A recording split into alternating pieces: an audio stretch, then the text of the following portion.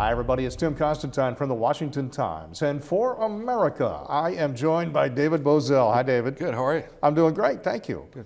Ronna McDaniel, she is out. Yeah. As of February 24th, she will no longer be the chair of the Republican National Committee. Right. Why?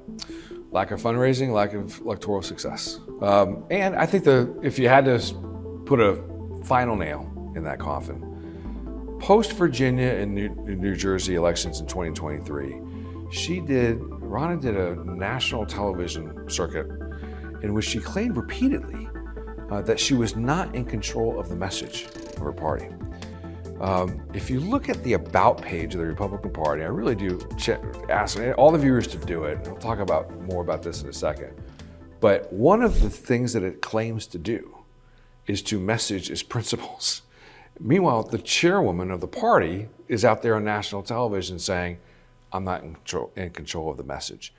With all the millions of dollars at her disposal, she should have been able to come up with a message that worked in Virginia and New Jersey during the off-year elections. But just the lack of synergy within the party, the lack of dollars, they're only sitting on, I think, about 14 million, whatever the number is, they're in the low teens with cash on hand. So lack of faith in the donor community and simply just lack of success in elections, which is her job. When the party has a sitting president, he is the de facto head of the party. Yeah. We do not have a sitting president right now, but Donald Trump appears to be calling the shots and appears to have said, it's time to go. Yeah. Is that a good thing? Is that a bad thing that you have a candidate who isn't officially the nominee yet, but is clearly in control of the party? We haven't had a strong party chair on the Republican side without a president at the helm since I was maybe Lee Atwater in the late 80s or early 90s. I remember when Democrats were in the wilderness before Bill Clinton came around and Ron Brown was the head of the DNC, and he was the voice of the DNC. The Republicans, it's tough to do that with Trump in the room because he's such an alpha, and he requires that everyone be second fiddle to in a media personality sense. But there needs to be a stronger personality at the RNC to help guide that ship. Vivek Ramaswamy, during his time as a candidate, repeated over and over, including at one of the debates, that it was time for Ronna McDaniel to resign. Yeah. He offered to give podium time if she would get up and do it that night. At the time, everyone thought that was outrageous. How dare this candidate call out the chairwoman of the party? He now has the ear of Donald Trump. He's working regularly on the campaign trail with President Trump. Do you think he played a role in this? Well, he gets booed during the debate in the in-house crowd, but just it goes to show you how the sentiment within the base, he goes viral for that claim, challenging Ronna to come up on stage. And does he have I think Donald Trump, I'm going to assume that Donald Trump came to those senses on his own. He had to look at the bottom line he is the titular head of the party. He had to look at the bottom line of the finances.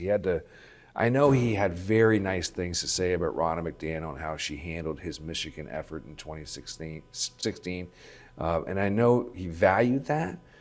And she was always good to him. I mean, remember, he wins New Hampshire, she claimed that he was the nominee and suggested that Nikki Haley should leave. So, was she out of line in doing that? As chairman of the party, I realize you and me can say that because we're not in control of the party. We may see the rational reason for that. Right. But she has a responsibility to represent any and every candidate as chairman of the party while they're still a legitimate registered candidate. Was she out of line in saying Haley must go? I don't think she was out of line, but she's inconsistent.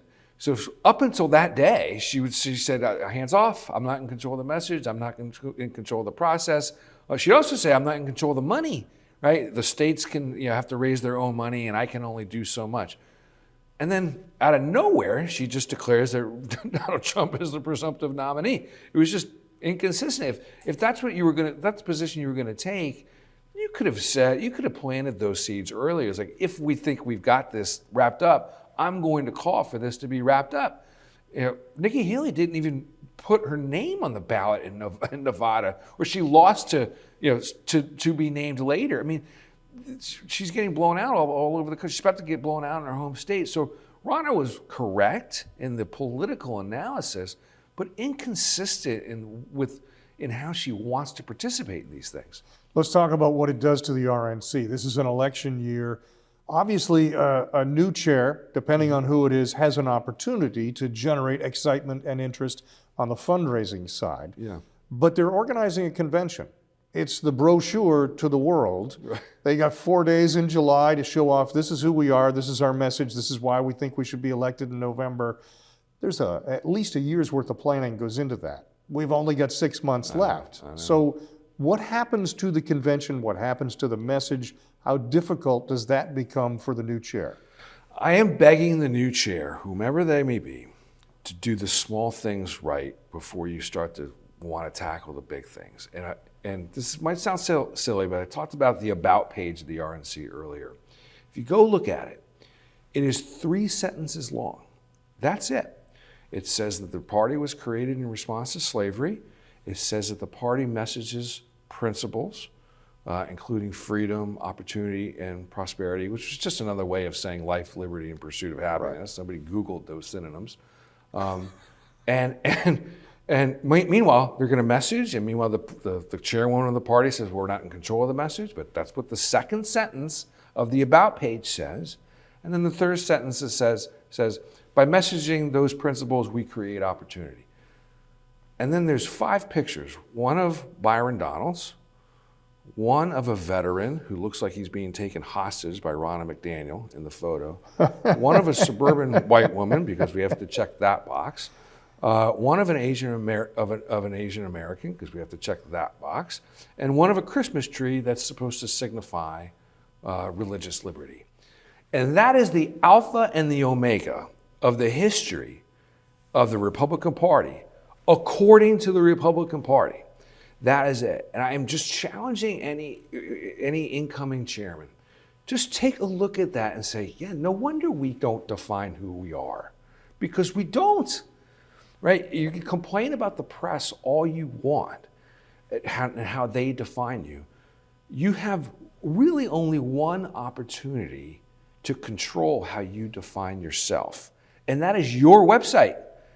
I mean, Wikipedia does a better job defining who the Republicans are than the Republicans do themselves. So I know it's a small thing, but I'm a big believer that before you think you can start raising millions of dollars and putting in a convention in Democrat-led Milwaukee, why they're going there, I have no idea.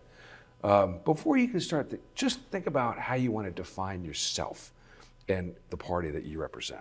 I have a funny analogy for you, and that is in the University of Alabama. Nick Saban was the coach for 17 years. Yeah. Legendary coach, brought 6 national championships there. When he announced that he was going to go ahead and retire, it took them less than 72 hours to have a new coach in place and have a plan on how to do that. That's really important for the continuity of a college football program on their level. I would say the RNC probably is more important to the world than a collegiate football program, although I love the Crimson Tide. Right. But how long will it take the RNC? They've announced now that she's leaving February 24. Yeah. How long will it take the RNC, and how much turmoil or question, whether that's among fundraisers, whether that's in the media, whether that's among elected officials or people running to become elected officials, how much turmoil does it cause to have a month where no one is in control? Well, I think what the RNC is going to have to do on the convention side is just basically default it to Donald Trump's operation. And he knows how to put on an event. So I would say, look, we are no longer capable of putting this on for you. You're going to have to put this on for yourself.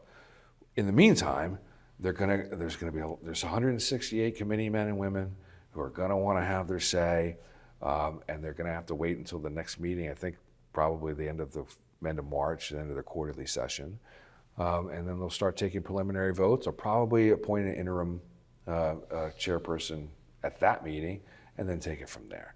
You're going to hear the name Drew McKissick a lot. He's out of South Carolina. He's already made the rounds. I would really encourage the Republican committee members to think outside the box. Recruit somebody of some national stature. This is a messaging game now. As much as Ronna McDaniel did not want to do it, this is a messaging game now, and someone's going to have to come in there that knows these digital tools. I'm going to bring the conversation full circle. They should bring in Nick Saban. Good call. For the Washington Times, I'm Tim Constantine. He is David Bozell. Thanks for joining us.